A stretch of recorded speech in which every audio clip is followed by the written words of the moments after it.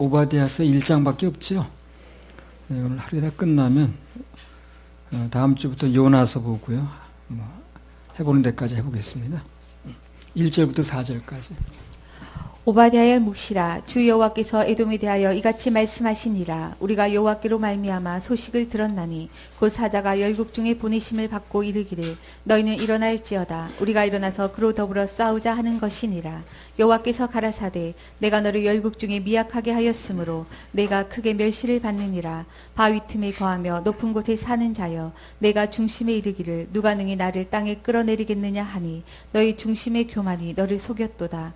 내가 독수리처럼 높이 오르며 별 사이에 깃들일지라도 내가 거기서 너를 끌어내리리라. 나 여호와가 말하였느니라. 성경에는요 총 13명의 오바다가 나온다 그래요. 오늘 이 오바댜서를 쓴 이 오바댜는 기자는 이 책을 기록한 것 외에는 아무 다른 이제 알려진 게 없어요. 부모가 누군지, 고향이 어딘지, 직업이 뭔지 특별히 밝혀진 게 아무것도 없습니다. 그래서 이제 비록 개인적으로는 밝혀진 게 없어도 그가 기록한 말씀이 남았다는 거예요. 예. 그럼 그 인생이 일단 성공한 거예요. 그렇죠? 말씀이 남았으니까. 사람은 가도 그를 통해서 전해진 메시지가 남아서 사람들의 영향을 미치고 있으니까 성공한 거죠. 누군가 사람은 가도 그가 전했던 말씀이 남아서 계속 영향을 미치면 그 인생은 의미가 있는 거예요.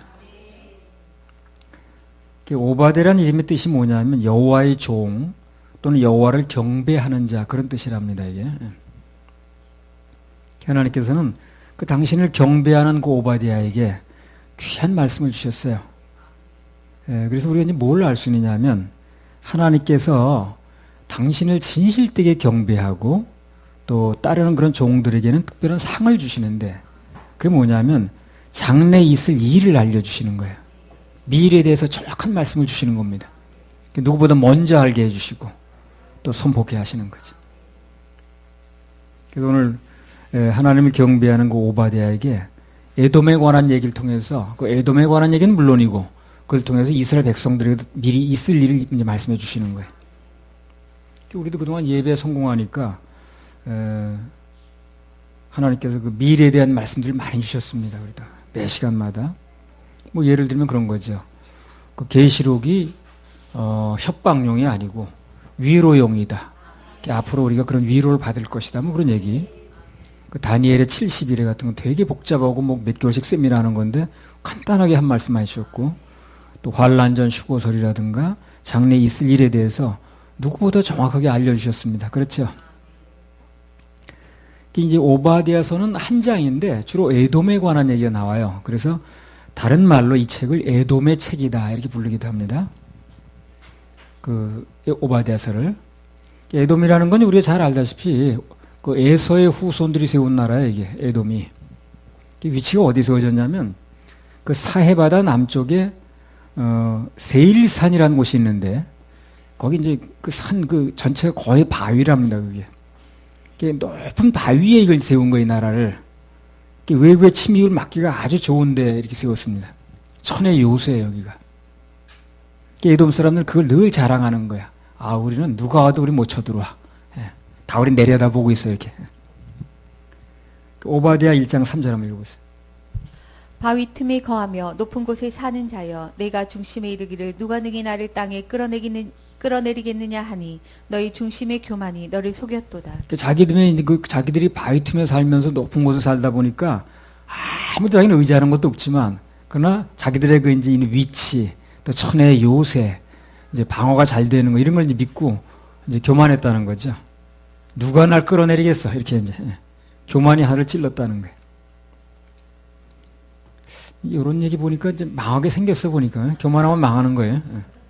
에돔의 이제 이 오바댜서의 주제가 교만하다 망했다는 얘기거든. 그렇게 이제 자신하고 살았는데 아주 눈에 그냥 뭐 보이는 게 없이 살았는데 주전 586년에 그 예수님 탄생 586년 전에 그 예루살렘이 바벨론에 의해서 이제 망할 때 그들이 이제 합세를 해가지고 바벨론에 그 유다를 막 약탈을 했습니다. 특히 이제 보면 성전의 그릇들을 막 훔쳐갔어요, 그 사람들이. 그래서 그것 때문에 이제 노여우심을 받아가지고 쭉 이렇게 내리막길을 걷다가 주전 3세기쯤 돼가지고 완전히 망했습니다. 그래서 전부 흩어졌어요. 이 사람들이 흩어져가지고 주로 이제 유다 남부 쪽에 이렇게 정착해 살았는데 거기서 나온 인물 중에 대표적인 인물이 누구 줄 압니까? 헤롯이에요. 헤롯. 헤롯이 그 대표적인 인물이에요. 마태복음에 헤롯 왕 나오잖아요. 헤롯이 에돔 사람입니다. 로마한테 잘 이렇게 그냥 아부를 해가지고 그 이제 왕자리를 하나 찬 거예요. 근데 이스라엘 사람들은 잘 이제 인정을 안 했지만 뭐 로마 정부가 인정을 해주니까. 그 에돔인을 나중에는 이두메인이라고도 불렀어요. 이두메인이라고 부르는데 그 신약에 나오잖아요. 그 이두메인이 이제 에돔인을 얘기를 하는 거예요. 뭐 그 정도 얘기를 하고요. 1장 1절 다시 읽어보세요. 오바댜의 묵시라 주 여호와께서 에돔에 대하여 이같이 말씀하시니라 우리가 여호와께로 말미암아 소식을 들었나니 곧 사자가 열국 중에 보내심을 받고 이르기를 너희는 일어날지어다 우리가 일어나서 그로 더불어 싸우자 하는 것이니라.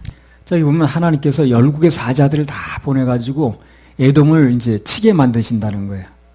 전 세계가 지금 에돔하고 싸우게 하신다는 거예요. 교만하니까. 그래서 교만하면 하나님께서 열국 온 세계 사람들을 다 동원해서 그 나라를 치게 하시고 그 사람의 대적이 되게 하셔요. 그 사람은 살 수가 없겠죠. 그죠? 교만하면 비단 전 세계뿐만 아니라 내 가족, 내 남편, 내 아내 전부 내 편이 안 돼요. 교만한 사람, 교만하면 전부 이제 반대편에 서게 하는 거예요. 신기하게. 적으로 변합니다. 틀림없으니까요. 뭐 시험해 볼 필요가 없습니다. 성경에 다 나와 있거든요. 예를 들면 그런 거죠. 사울이 하나님 앞에서 교만하니까 그 아들 요나단이 당연히 자기 편이 돼야 되는데, 그죠? 아들이 아버지 편 돼야 되는데 그 편 안 돼주죠. 당연히 아버지 편을 들어야 될 것 같은데 안 되는 거예요. 딸은 또 어떻습니까? 미갈. 그 아버지 편 안 됐잖아요. 그리고 이제 그 딸이 또 교만을 물려받아가지고 뭐 다윗이 하나님의 춤을 추니까 그냥 뭐 채통이 없다는 등 교만해서 그러는 거든. 그러니까 그 남편의 마음이 떠나버리죠. 교만하면 다 떠나는 거예요. 그래서 평생 동안 남편 근처도 못 갔어요. 남편이 내 편이 안 되는 거예요. 그 사무엘상 25장에 보면 나발이라는 사람 나요. 나발. 그 사람 되게 교만했죠. 그러니까 자기하고 살을 맞대고 살면 아내가 자기 편이 안 돼주는 거예요. 그 아비가일이 오히려 그 다윗 편에 서잖아요. 교만하면 남편의 마음도 잃고 아내의 마음도 잃고 자식의 마음도 잃고 다 잃는 거예요. 이렇게 교만하면. 오바댜 1장 2절. 여호와께서 가라사대 내가 너를 열국 중에 미약하게 하였으므로 내가 크게 멸시를 받느니라. 그래서 교만한 사람을 좋아하는 사람이 없어요. 교만하면 같이 살아도 그 사람 마음을 얻지 못합니다. 다 떠나는 거예요. 부모 자식 간의 마음도 떠나고 아내의 마음도 남편의 마음도 다 떠나는 거예요. 그 옆에 있지 혹시 몸이 붙어 있어도 마음이 떠나 버리는 거예요. 여호와께서 가라사대 내가 너를 열국 중에 미약하게 하였으므로 네가 크게 멸시를 받느니라. 그래서 누구든지 교만하면 하나님께서 그를 미약하게 만들어서 오히려 멸시를 받게 만듭니다. 누군가를 붙잡고 한 번만 살려달라고 그러고 한 번만 그냥 좀 형편 좀 봐달라고 그러고 그런 환경으로 만드는 거예요. 불쌍한 시대를 만드는 거죠. 교만하면. 하여튼 그 1장 한 장인데 참 그런 얘기 나오는 거예요. 교만과 겸손에 대해서. 자, 1장 3절 4절. 바위 틈에 거하며 높은 곳에 사는 자여 내가 중심에 이르기를 누가 능히 나를 땅에 끌어내리겠느냐 하니 너희 중심의 교만이 너를 속였도다. 내가 독수리처럼 높이 오르며 별 사이에 깃들일지라도 내가 거기서 너를 끌어내리리라. 나 여호와가 말하였느니라. 네. 네가 중심에 이르기를 누가 능히 나를 땅에 끌어내리겠느냐 하니 너희 중심의 교만이 너를 속였도다. 네가 독수리처럼 높이 오르며 별 사이에 깃들지라도 내가 거기서 너를 끌어내리라. 이 세상에 교만한 자가 숨을 데가 없어요. 어디 가든 다 끌어내는 거예요. 교만한 자가 숨을 데가 없다는 걸 알아야 됩니다. 살려면 무조건 겸손해야 돼요. 뭐가 어려우면 우선 마음부터 낮춰야 돼. 그러면 이제 살 길이 생겨요. 환경이 어렵다, 무슨 일이 벌어졌다, 뭐가 답답하다 그러면 그 환경을 풀려는 생각을 앞서서 먼저 내 마음부터 낮춰야 돼요. 그러면 이제 우선 중심이 잡힌다고. 잠언 6장 16절에서 17절. 이 교만이 그 근본 뿌리가 사단이거든요. 여호와의 미워하시는 것 곧 그 마음에 싫어하시는 것이 육칠가지니 곧 교만한 눈과 거짓된 혀와 무죄함 자의 피를 흘리는 손과. 예. 여호와의 미워하시는 거, 싫어하시는 거, 그게 6, 7가지가 있다는 거야. 근데 제일 먼저 나오는 게 뭡니까? 교만한 눈이야. 교만한 눈. 싫은 것 중에서 랭킹 1위라니까. 나도 이제 전에 그 뭐 자동차 운전 이렇게 하다 보면 되게 얌체같이 하는 사람이 있어. 기분 되게 나쁘게, 아주 신경 상하게. 속이 상하지만 그때는 의식적으로 그쪽을 내가 안 봤습니다. 그때 내가 그 사람 보면은 좋은 눈으로 볼 리가 없어요. 저거서 그냥 저런 식으로 하냐고 그냥 굉장히 그 사람 무시하거나 경멸하거나 그 어떤 뭐 미워하는 눈으로 보게 생겼더라고. 근데 그걸 하나님 싫어하신다고 그랬잖아요. 그쪽을 안 보는 거야. 틀림없이 내 눈이 교만한 눈이 될 것 같더라고. 그러면 하나님 싫어하신다고 그랬는데 되겠어요. 그래서 계속해서 교만한 눈을 가지고 계시면 오늘 에돔 족속처럼 큰 낭패를 당합니다. 베드로전서 5장 5절. 젊은 자들아 이와 같이 장로들에게 순복하고 다 서로 겸손으로 허리를 동이라. 하나님이 교만한 자를 대적하시되 겸손한 자들에게는 은혜를 주시느니라. 그러니까 교만하면 하나님께서 우리 편이 되시는 게 아니라 내 대적이 돼요. 하나님을 적으로 삼았으니 뭐가 되겠어요, 그죠? 될 리가 없는 겁니다. 교만하면 가장 그 치명적인 것 중에 하나가 뭐냐면 하나님의 마음을 잃는다는 거예요. 살면서 사람의 마음을 잃을지언정 하나님 마음을 이제 잃으면 안 되거든요. 하나님 마음을 얻어야 되는데 그 비결이 겸손입니다. 겸손하면 하나님 마음을 얻어요. 뭐가 좀 더 안 됐어도 하나님 마음이 내게 임하는 순간 살 길이 생긴다. 마음부터 꺾어야 돼. 뭐가 안 되면 제일 먼저 마음부터 꺾어야 돼. 마음이 높으면 아무것도 안 되는 거예요. 하나님 마음마저 잃으면 모든 것이 끝나죠. 그러나 하나님의 마음만 얻으면 모든 것을 다 잃어도 또 일어날 수 있습니다. 1장 3절 다시 읽어보세요. 바위 틈에 거하며 높은 곳에 사는 자여 내가 중심에 이르기를 누가 능히 나를 땅에 끌어내리겠느냐 하니 너희 중심의 교만이 너를 속였도다. 그러니까 뭐가 좀 살다가 답답하거나 어려움이 생기면 내가 또 마음이 높았나 보다 나도 모르게. 그래서 빨리 내 마음을 낮추면 또 회복이 돼요. 하나님이 또 그 마음에 서주십니다. 교만이 너의 중심의 교만이 너를 속였다고 그랬어요. 여기 보면 그죠? 그랬죠? 너의 중심의 교만이 너를 속였도다. 그래서 교만한 자는 뭐가 또 특징이냐면 잘 속아. 교만한 사람은 똑똑한 척 하는데 되게 잘 속습니다. 잠언 18장 12절에 보면 교만은 멸망의 선봉이라고 그랬거든요. 교만은 끝내는 망하는 길이고 망할 때 제일 먼저 망하는 길인데 그걸 모르고 있으니까 속는 거죠. 누구나 교만하면 망하는데 그러나 반대로 겸손하면 모든 은혜가 임합니다. 회복되는 은혜, 믿어지는 은혜, 공급되는 은혜, 치료되는 은혜, 말씀이 뚫리는 은혜. 겸손하면 모든 게 와요. 교만하면 모든 게 떠나고. 겸손하면 내 주위에 있는 모든 것이 나를 돕는 것으로 변합니다. 하나님께서 만들어주셔요. 그래서 방금 얘기했듯이 이 모든 걸 한마디로 요약하면 그렇습니다. 교만하면 모든 것이 떠나고 반대로 겸손하면 모든 것이 온다. 이렇게 이제 결론 지면 됩니다. 그래서 내게서 다 떠나길 원하면 계속 마음 높은 데로 있으면 되는 거고, 그러나 나는 사람들의 마음을 비롯해 모든 것이 내게 오길 원한다 하면 마음을 낮춰야 됩니다. 할렐루야. 우리 하나님께 박수 올려드려요. 주께서 내 길 예비하시네. 찬양합시다. 150절.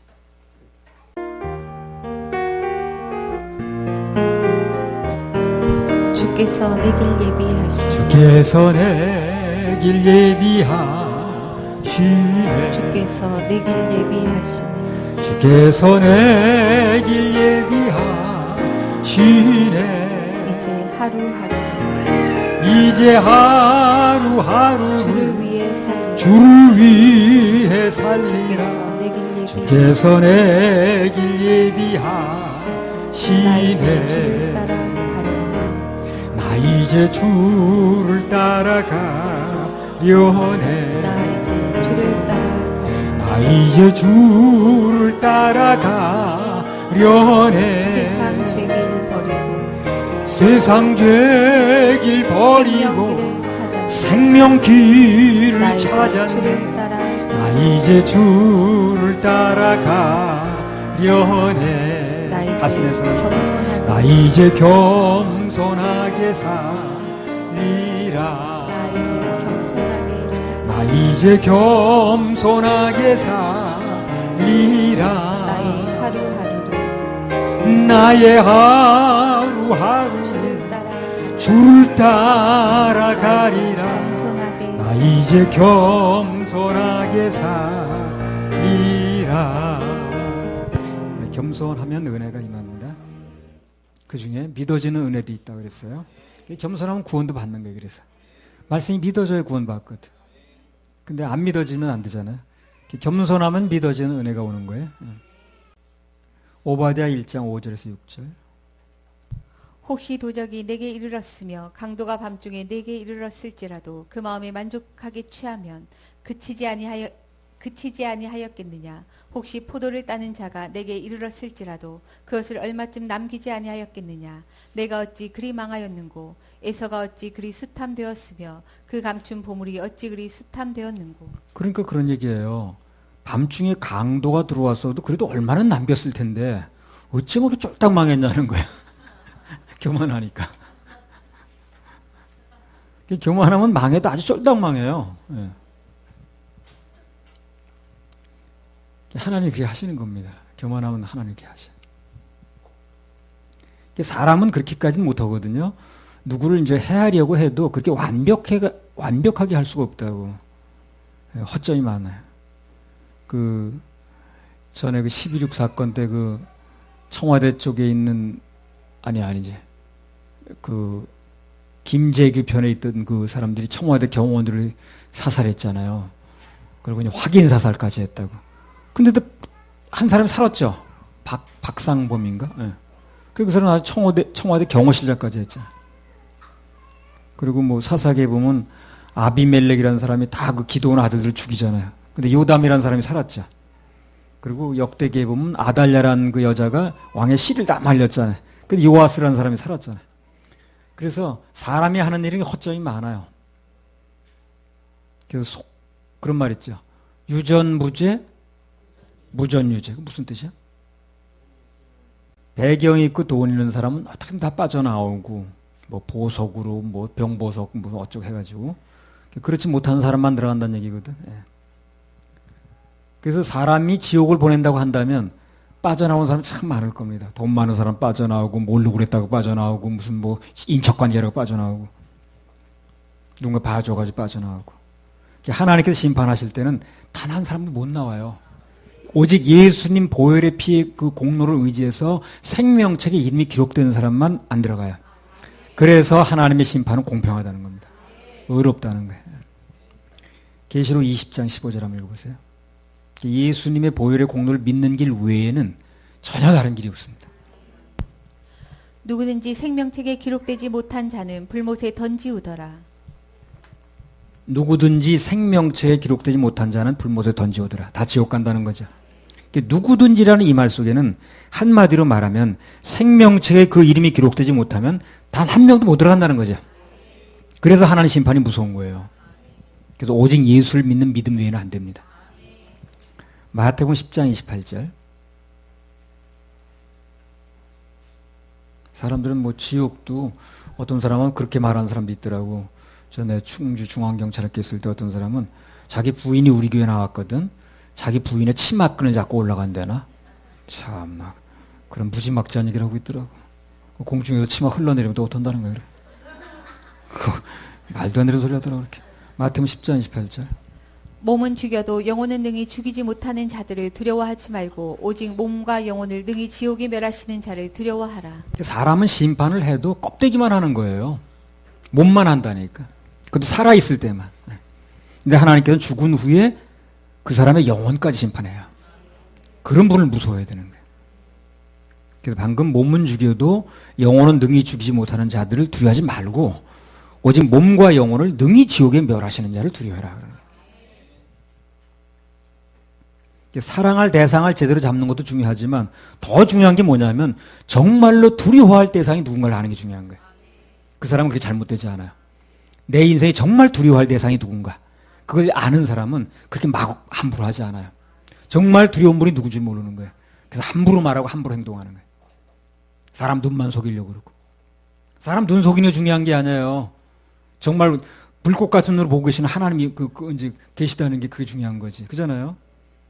사람만 안 보면 되는 거죠. 뭐 사람이 안 보는 게 중요한 게 아니잖아요. 그래서 그 요셉이 그러잖아요. 당신하고 나하고 둘밖에 없다 그러니까 아니 하나님 보시는데 어떻게 득죄하냐 그러잖아요. 좌우만 봐서 될 일이 아니라 위에 보시는 하나님 다 보신다는 거. 이걸 알아야죠.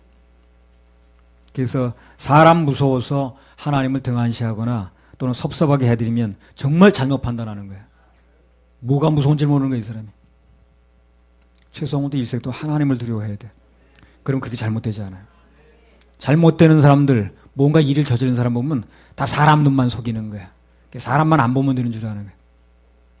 내 아내만 속이면 되지, 내 남편만 속이면 되지. 아니, 그게 중요한 게 아니라니까요. 하나님께서 하신 일은 무섭고 철저하시다는 거. 이제 이게 우리로 하여금 그분을 경외하게 만드는 거지. 다윗도 이제 눈만 속이려고 그런 거지, 그거. 예. 그래가지고 그냥 그 남편만 죽이면 되는 줄 알아요. 그렇지 않죠. 하나님이 다 보고 계시는데 되겠어요? 오바댜 1장 5절. 혹시 도적이 내게 이르렀으며 강도가 밤중에 내게 이르렀을지라도 그 마음에 만족하게 취하면 그치지 아니하였겠느냐. 혹시 포도를 따는 자가 내게 이르렀을지라도 그것을 얼마쯤 남기지 아니하였겠느냐. 내가 어찌 그리 망하였는고. 그래서 여기 나왔듯이 교만하면 물질이 오는 게 아니라 이제 철저하게 날아가죠. 보통 기업이 이제 부도가 나면 그런 말을 하잖아요. 꼭 붙는 말이 뭐냐면 뭐라 그러던가요? 무리한 확장 때문에 그렇습니다. 그러거든. 예, 그 말이 꼭 붙죠. 무리한 확장. 그 무리한 확장의 다른 말은 뭡니까? 그게 교만인 거예요. 교만했다 그 말이에요. 교만하면 회사도 부도 나요. 개인도 망가지고. 전에 우리나라 사람들은 돈 좀 있다고요. 교만해져가지고 해외로 나갔어.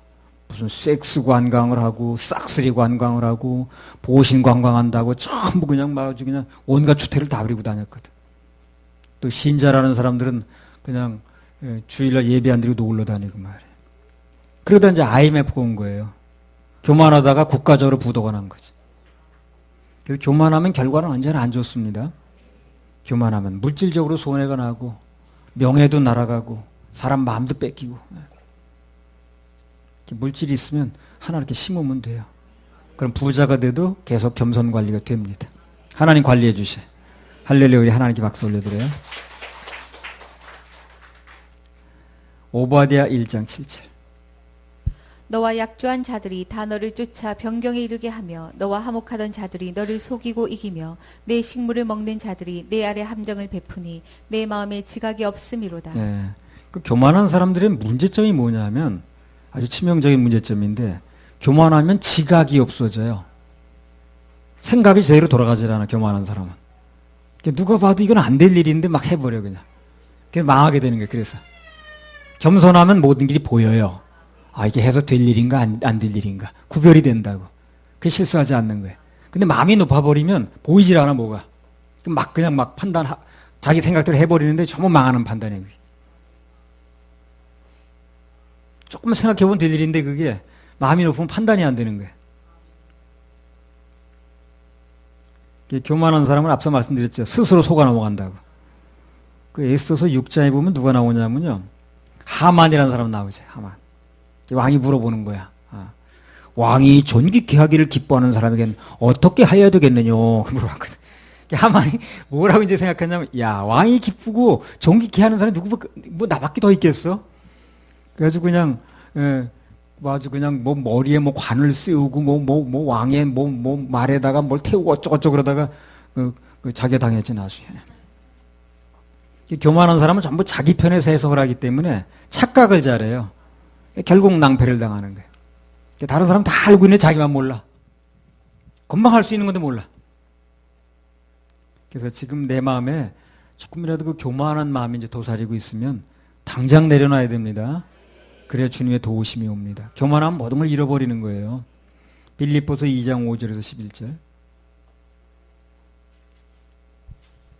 너희 안에 이 마음을 품으라. 곧 그리스도 예수의 마음이니 그는 근본 하나님의 본체시나 하나님과 동등됨을 취할 것으로 여기지 아니하시고 오히려 자기를 비워 종의 형체를 가져 사람들과 같이 되었고 사람의 모양으로 나타나셨으니 자기를 낮추시고 죽기까지 복종하셨으니 곧 십자가의 죽으심이라. 이러므로 하나님이 그를 지극히 높여 모든 이름 위에 뛰어난 이름을 주사 하늘에 있는 자들과 땅에 있는 자들과 땅 아래 있는 자들로 모든 무릎을 예수의 이름에 꿇게 하시고 모든 입으로 예수 그리스도를 주라 시인하여 하나님 아버지께 영광을 돌리게 그래서 하셨느니라. 인류 역사상 교만한 사람은 다 망했습니다. 하나같이. 그러나 겸손의 극치였던 예수 그리스도. 그분 방금 말씀에 나온 것처럼 지극히 높으신 이름 위에 더 뛰어난 이름을 얻었다는 거예요. 겸손하면 온다고 그랬잖아요. 예. 교만하면 떠나고. 이게 굉장히 아주 겸손의 극치였던 예수님은 모든 게 다 돌아오는 거예요. 하늘에 있는 자들과 땅에 있는 자들과 땅 아래에 있는 자들의 모든 자들의 이름이 예수의 이름 앞에 무릎을 꿇는다는 거예요. 겸손하면. 그래서 앞서 말씀드렸듯이 겸손은 모든 것을 얻는 길이고 교만의 결론은 모든 걸 잃는 겁니다. 할렐루야. 우리 하나님께 박수 올려드려요.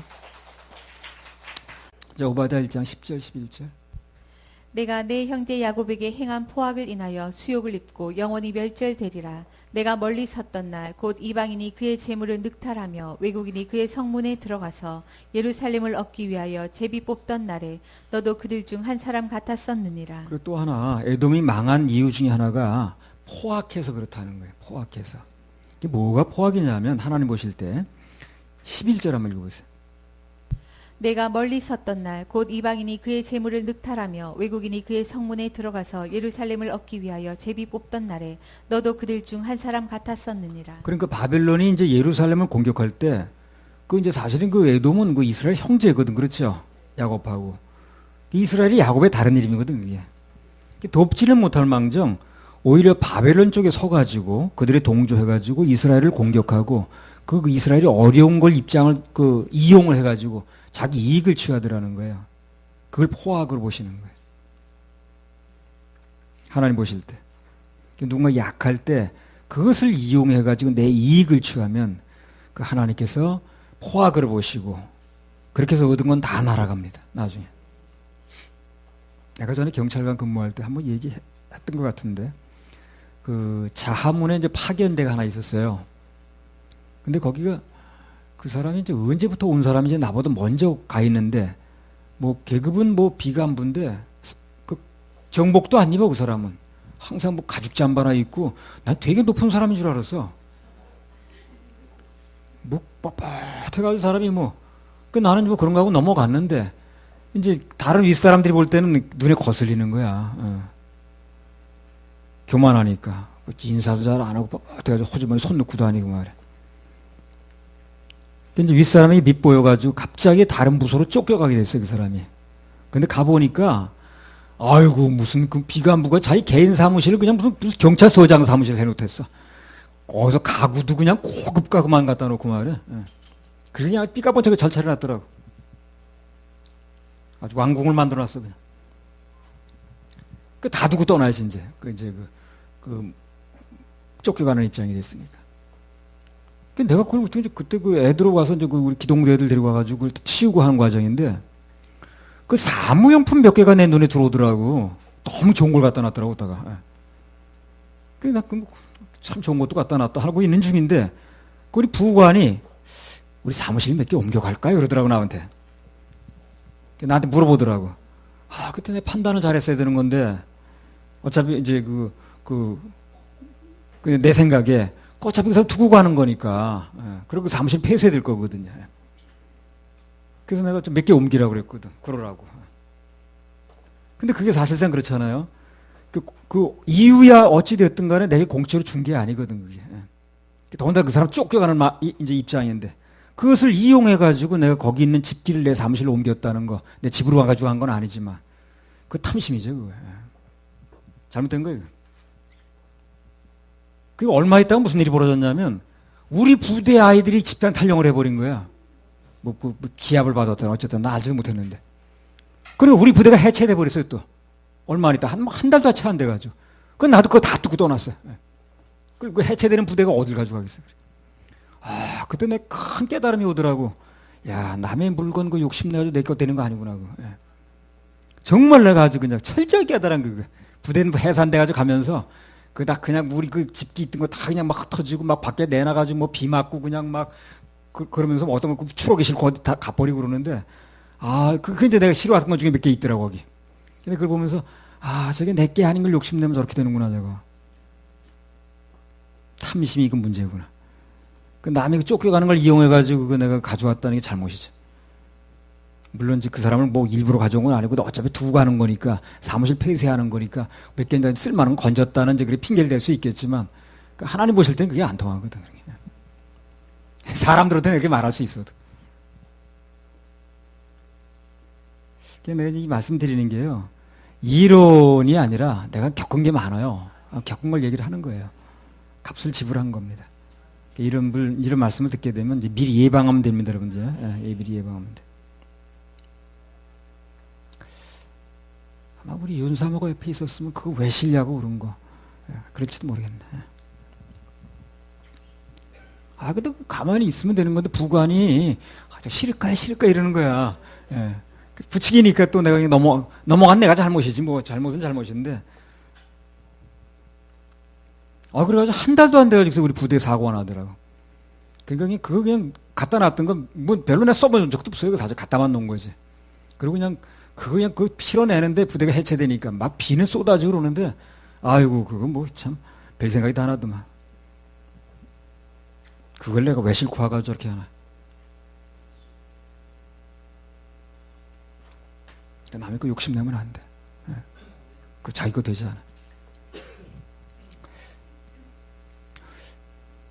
오바댜 1장 12절. 내가 형제의 날 곧 그 재앙의 날에 방관할 것이 아니며 유다 자손의 패망하는 날에 기뻐할 것이 아니며 그 고난의 날에 내가 입을 크게 벌릴 것이 아니라. 그러니까 남 망할 때 기뻐하는 거, 남 잘될 때 배 아파하는 거, 그 뿌리가 다 교만해서 오는 거거든 그게. 그래서 남 잘 되면 아멘 하고요. 기뻐해주고 감사하고 축하하고 그게 결국 나를 복되게 하는 거야. 그거 그냥 뭐 저 사람 나보다 나은 것도 별로 없는데 어떻게 저 사람 복 받고 사나 뭐 불공평하다 이런 소리 하지 말고. 오바댜 1장 13절 14절. 내 백성이 환난을 당하는 날에 내가 그 성문에 들어가지 않을 것이며 환난을 당하는 날에 내가 그 고난을 방관하지 않을 것이며 환난을 당하는 날에 내가 그 재물에 손을 대지 않을 것이며 사거리에 서서 그 도망하는 자를 막지 않을 것이며 고난의 날에 그 남은 자를 대적에게 붙이지 않을 것이니라. 그러니까 하나님께서 에돔 족속들을 이렇게까지 말씀하셨는데 미리 유대인들이 이제 재앙당하니 그걸 또 이용해가지고 듣지 못하는 거예요. 그 문제예요.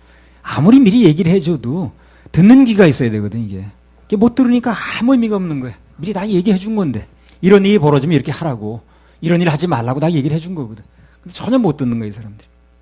유대인들이 나중에 도망가게 되니까 도와주기는커녕 그 길을 가로막았다는 거 아니에요. 피라라는 사람 잡아다가 바벨론에 넘겨줬다는 거야.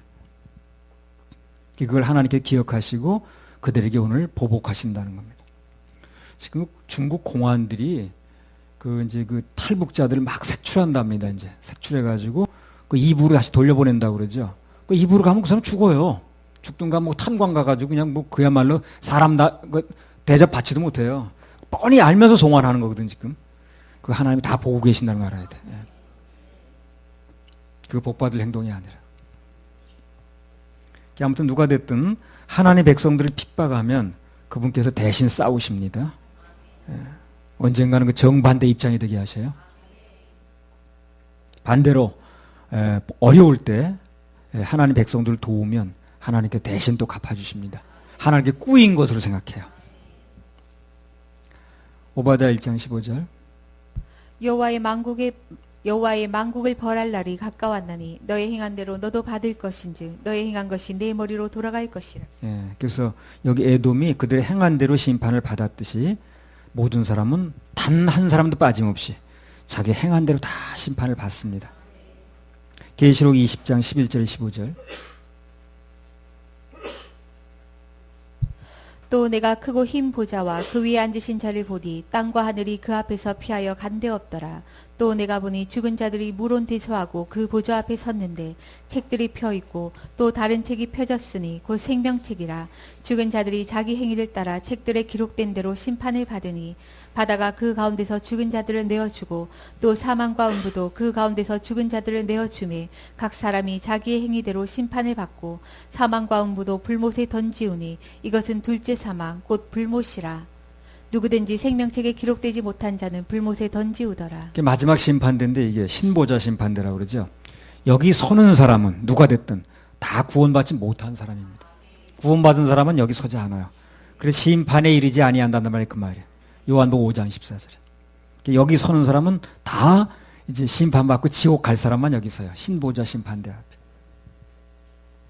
그래서 예수님 십자가 보혈의 공로가 믿어져서 구원받은 하나님의 자녀들은, 거듭난 사람들은 단 한 명도 이 자리에 가지 않습니다.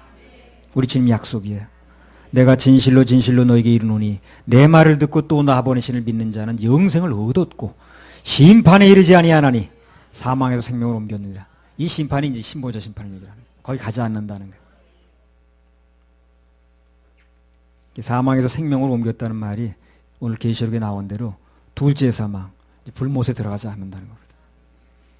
그곳에 영혼을 보낸다고 생각해 보세요. 보통 일인가? 근데 이런 문제를 놓고 사람이 속고 있다는 거, 어정쩡한 태도를 취하고 있다는 거, 용감한 건지 무식한 건지 잘 모르겠어요. 마음만 낮추면 돼요. 길이 있어요. 마음이 높아서 안 되는 거예요. 구원 못 받는 이유는 마음이 높아서, 신학이 달라서 그런 게 아니에요. 무슨 뭐 선생을 잘못 만나서 지금 얘기하면 들으면 되잖아요.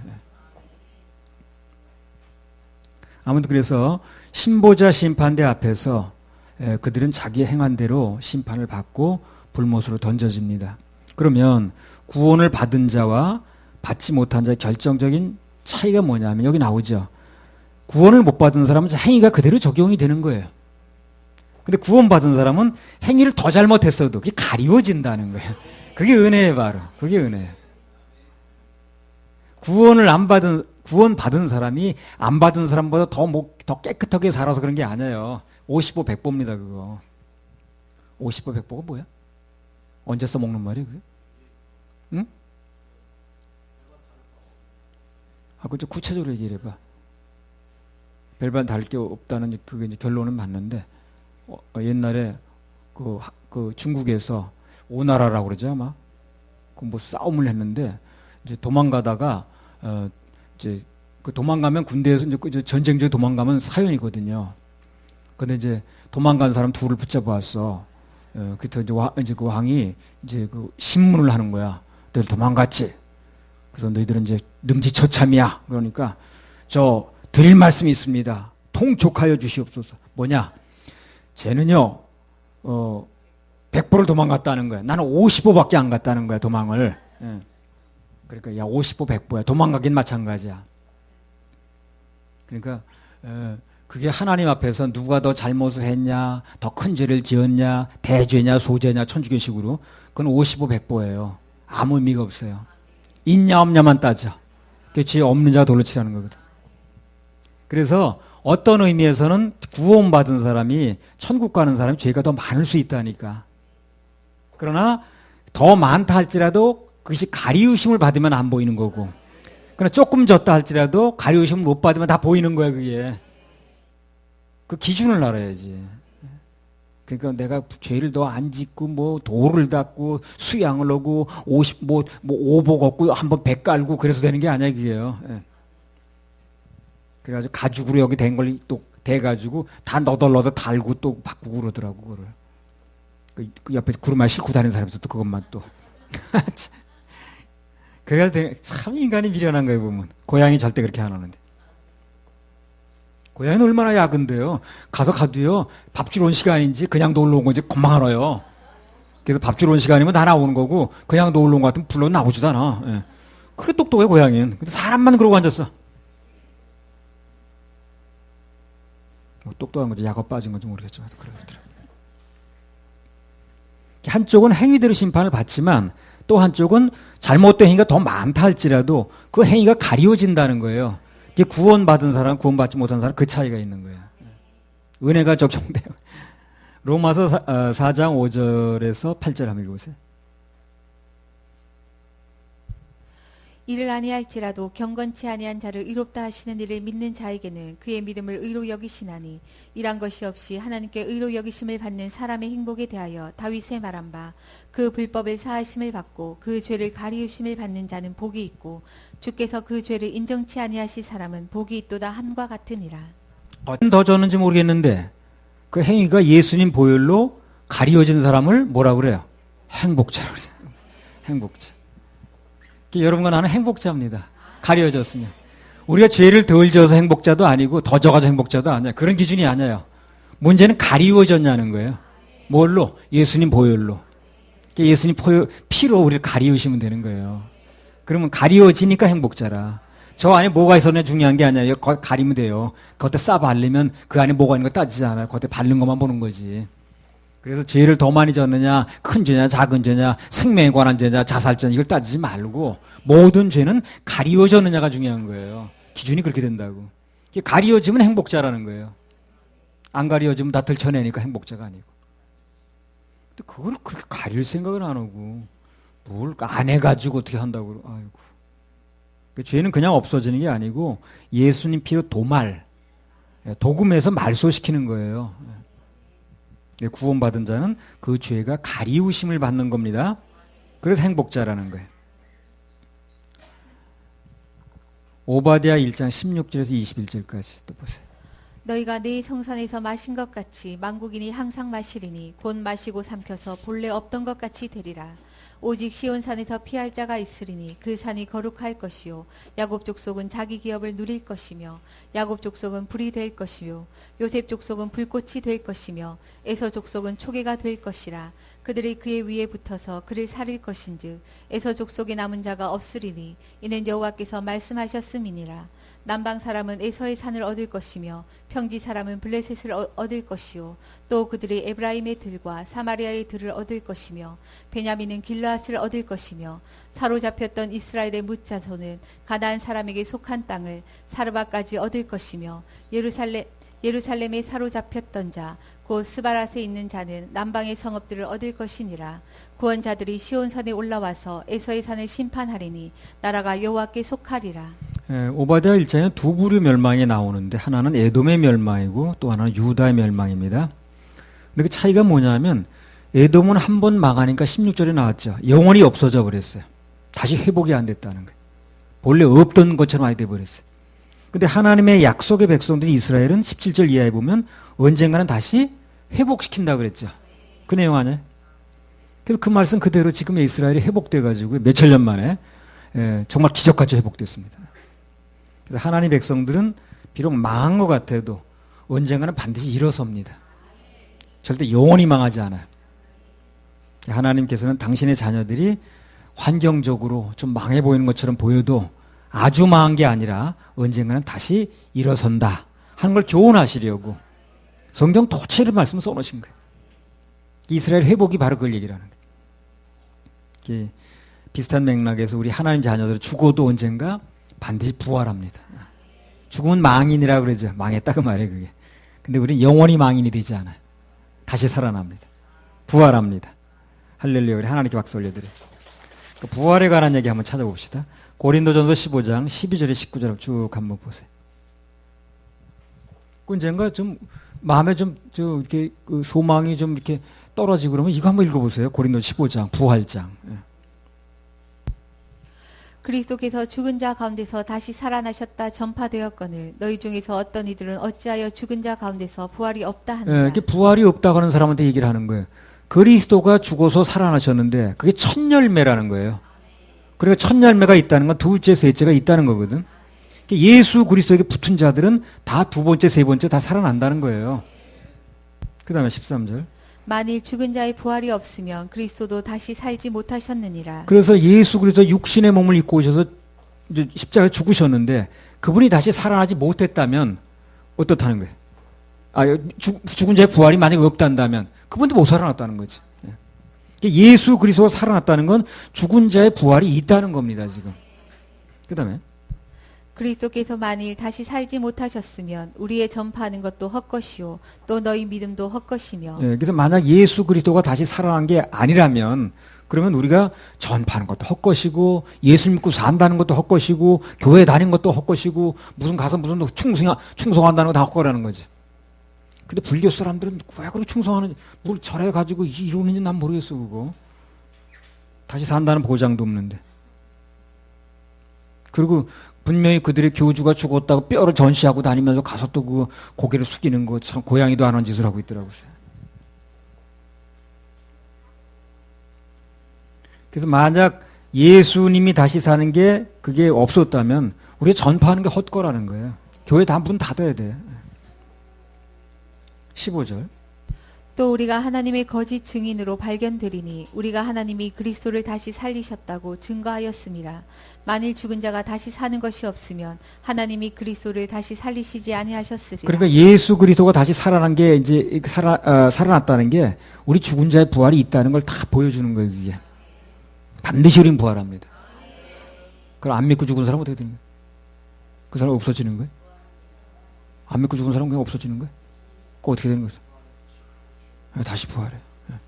그래서 죽지 않는 몸으로 지옥 가고 우리 죽지 않는 몸으로 천국 가고 그래. 그 차이가 있어. 그 죽지 않는 몸으로 다시 살아나는 건 똑같은데 어디서 사느냐 하는 거주지가 다르다고 그러잖아. 영원히 사는 거주지. 불모 속에서 영원히 살 것인가 아니 천국에서 영원히 살 것인가 그 거주지가 달라진다는 거야. 그 거주지의 결정을 지금 하는 거야. 그러니까 이 삶이 얼마나 중요한지 몰라요. 하루하루 삶이라는 게. 교회가 그걸 해주는 거야. 영원히 삶을 어디서 살 것인가를 결정 할 수 있도록 그렇게 이제 정확한 정보를 제시하는 거지. 그런 정보를 제시하는 교회에 다녀야 돼. 그리고 그런 교회 다녔으면 마음을 꺾고 받아들여야 되고. 좋은 재료, 성경. 잘 다려. 잘 다리는 좋은 선생이라고 말해야 되나. 잘 먹어야 돼. 겸손. 안 먹고 싱크대에 버리면 소용없어. 16절. 만일 죽은 자가 다시 사는 것이 없으면 그리스도도 다시 사신 것이 없었을 그건 방금 얘기했죠. 17절. 그리스도께서 다시 사신 것이 없으면 너희의 믿음도 헛되고 너희가 여전히 죄 가운데 있을 것이요. 그러니까 죄 때문에 죽음이 왔죠. 그래서 죄 때문에 죽은 거예요. 예수 그리스도가 내 죄를 대신해서 다시 살아났다는 건 죄로부터 의롭게 됐다는 거예요. 그러니까 복음에 반드시 부활이 들어가 있는 거죠. 부활이 안 되면 의롭게 된 게 아니에요. 죄 때문에 죽음을 끝나버리는 거예요. 그 죽음을 끝나면 아무 소용이 없죠. 죽음을 죽음을 다시 부활해야 다시 의롭게 됐다는 증명이 되는 거예요. 이게 죄 때문에 죽었으니까. 그 복음에는 반드시 부활이 포함되게 돼 있어요. 18절. 또한 그리스도 안에서 잠자는 자도 망하였으리니. 그러니까 예수 믿고 천국이나 가본다고 해가지고 죽은 사람 다 망했다는 거야. 부활이 없으면. 그 다음 19절. 만일 그리스도 안에서 우리의 바라는 것이 다만 이 생뿐이면 모든 사람 가운데 우리가 더욱 불쌍한 자리라. 참 이것처럼 확실한 말이 없어. 만일 우리가 그리스도 안에 우리 바라는 것이 단 이 생뿐이면 모든 사람보다 우리 제일 불쌍한 사람이라는 거야. 그렇잖아요? 다른 사람은 다 뭐 먹고 마시고 즐기고 세상 다 누리는데 우리는 뭐 무슨 천국이나 간다고 그래가지고 여기 와서 앉았고 그러는 거 아니야 지금. 그럼 얼마나 불쌍하냐는 거지. 그렇지 않다는 거야. 그렇지 않다. 절대 그렇지 않다는 거야. 할렐루야. 우리 하나님께 박수 올려드려. 천국에서 영원히 삽니다. 우리. 천국에서 영원히 그거 한 말 해보죠. 천국에서 영원히.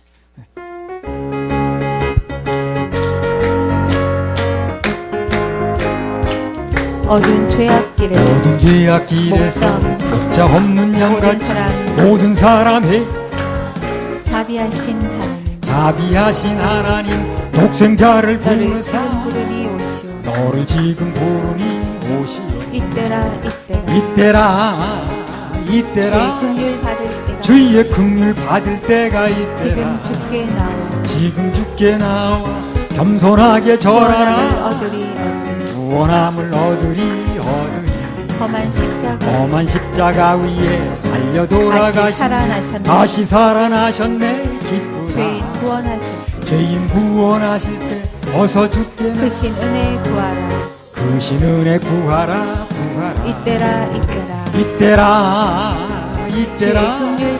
주의 긍휼 받을 때가 이때라 지금 주께 나와 겸손하게 절하라 구원함을 얻으리 주의 귀한 말씀에 영원 생명인 주님 너를 용서해 주신다 주가 부르실 때에 힘과 정성 다하여 주의 은혜 받으라 이때라 주의 긍휼 받을 때가 이때라 지금 주께 나와 겸손하게 절하라 구원함을 얻으리 세월 빨리 흐르고 세상 친구 가는데 너의 영혼 오늘 밤 떠나도 주의 구원 받으면 천국에서 영원히 주와 함께 살리라 이때라 주의 긍휼 받을 때가 이때라 지금 주께 나와 겸손하게 절하라 구원함을 얻으리 3절 한번 해봐 3절 문제 있는 거야 주가 부르실 때 힘과 정성 다해 주 은혜 받으라 뭐 정성을 다할 것도 없고 힘을 다할 것도 없으니 받으면 돼요 저런 걸 꼭 넣어야 직성이 풀리나 봐 어떻게든지 하나 더 보려고